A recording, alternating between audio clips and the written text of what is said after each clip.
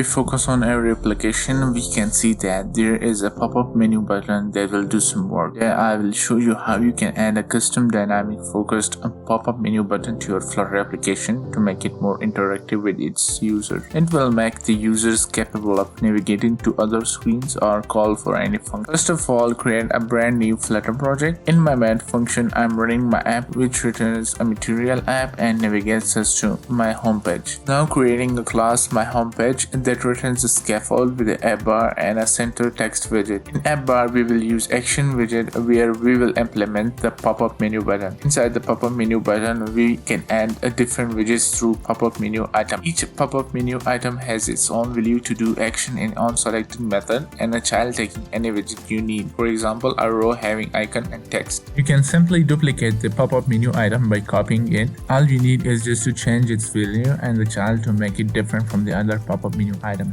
After hard reloading, you can see that we have the pop-up menu button with the two options inside. Now creating the onSelected function, as we have two items in pop-up menu button, we need to create two different functionalities. First, we will create a show dialog function returning alert dialog with the title and content. We will add the elevated button which will be used to get back to the home page by adding navigator.pop. Secondly, we will create another page inside the pages folder in the left directory with the center text widget. Coming back to the onSelected method, we will pass a value and if-else statements. If the user selects the first option, we will have a dialog box open, and if the user selects the second option, we will navigate to the other page. That's how we can use a pop-up menu button in our Flutter applications to make it more interactive.